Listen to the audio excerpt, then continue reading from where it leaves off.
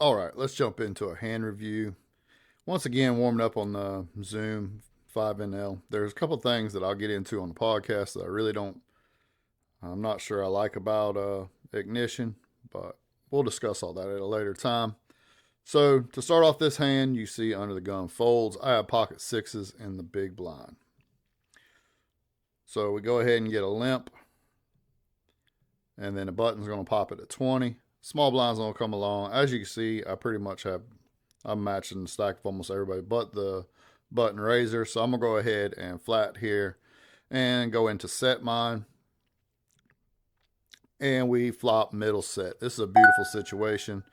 Now, the reason I'm even making this video is I just want to talk about some things. Yeah, it's low stakes, and everybody's like, oh, it's only a 5NL table, who cares? But it's really about learning about how to get value and thinking about hands and breaking everything down. So that's the reason I'm making this video before everybody shoots me up about it being a 5NL. So, it's the small blinds on a check. Of course, I'm going to go ahead and check middle set. And the guy who limped goes ahead and leads for 15 now. The original raiser on the button's going to go ahead and fold, and the small blind's going to come along with a call. So this is really our first decision point of the hand. Now, I could raise here, but when I raise, I think it's going to look way too strong. Really, the only draws I'm worried about is something like 5-3 or 5-7.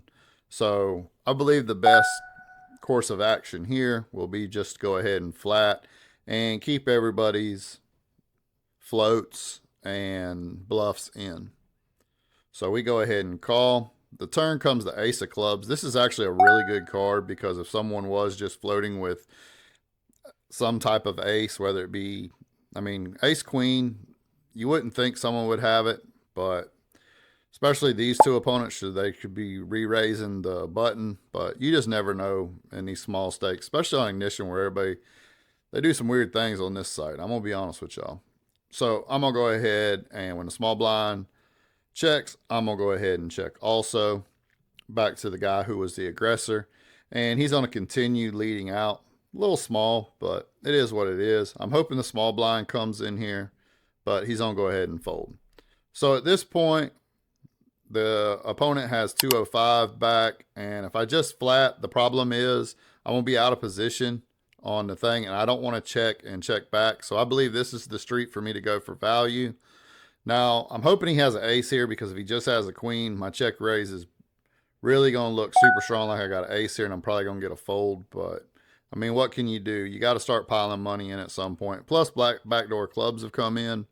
And there's a lot of things he could have floated with and was just stabbing with that he could continue with. So I'm going to go ahead and put in the raise here. And I'm a little shocked by what happens here. He goes ahead and re-raises me when leaving like 15 behind, 15 cent. I really don't understand that. But y'all already know what I'm going to do. I'm going to go ahead and rip it in there. I'm loving the situation. If somehow he has pocket queens or pocket aces, God bless him. But they should never be in his range as played. So he's going to go ahead and call, and we're going to go to a river where we have him drawing dead. He goes ahead and calls off with ace jack. So we definitely get max value in this hand for the pocket sixes, and I just wanted to show this hand. I know it ain't a big pot or anything, but I just want to break it down, give you my thoughts of what I was doing, and y'all give me what y'all think about how I played it. Let's forget about the stakes, y'all, and let's just get better. All right, I'll see y'all next time. Hatter out.